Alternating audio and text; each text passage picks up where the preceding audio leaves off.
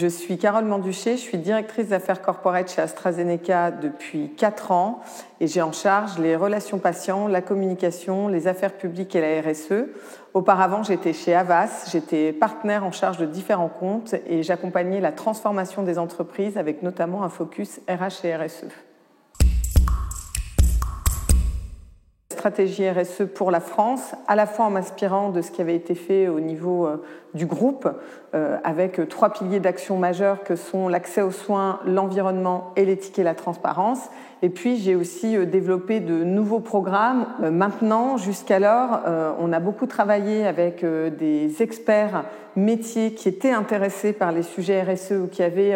une appétence pour ces sujets. On n'avait pas forcément la compétence, je dirais, l'expertise technique pour un certain nombre de sujets précis comme l'empreinte carbone aujourd'hui, comme l'impact climatique, mais aussi comme la gestion des parties prenantes en RSE ou comment on déploie vraiment la stratégie RSE de manière très large au sein de l'entreprise, puisque ce n'est pas l'apanage de quelques personnes, mais bien une démarche holistique qu'il faut mettre en place. Et donc, je suis venue chercher au sein de cette formation une meilleure connaissance du cadre réglementaire qui se renforce aujourd'hui, un écosystème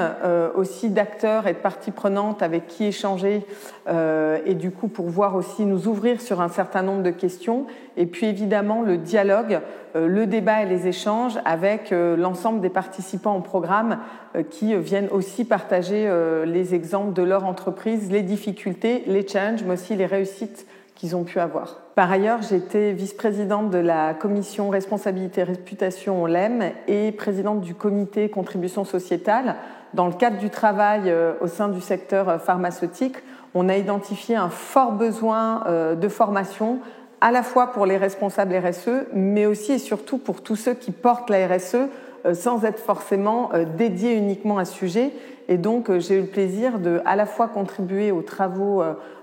autour de la plateforme OSELEM, du pacte et de cette formation qui était vraiment fortement demandée par l'ensemble des acteurs du secteur. Et donc, c'était aussi important pour moi de pouvoir participer à ce programme et m'assurer que ce qu'on avait mis en place répondait bien aux attentes de tout le monde. Et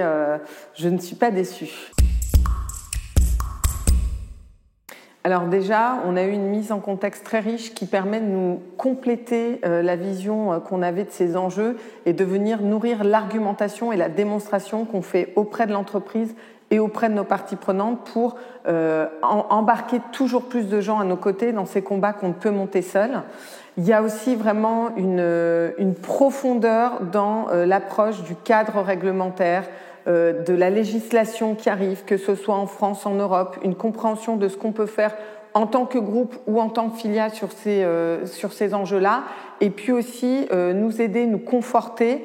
dans la route qu'on a commencé à prendre, renforcer un certain nombre d'initiatives qu'on peut avoir déjà mis en place, mais aussi nous aiguiller sur de nouvelles qu'il ne faut pas oublier, auxquelles il faut penser, parce que la route reste longue et qu'il y a toujours plus à faire. Et enfin, de très beaux échanges, de très beaux débats avec des participants qui étaient également d'une qualité rare. Donc j'ai pris beaucoup de plaisir à suivre ce certificat et surtout, j'emporte pas mal d'apprentissages qui vont pouvoir nourrir mon travail au quotidien, nourrir la stratégie de l'entreprise et nous permettre de grandir collectivement.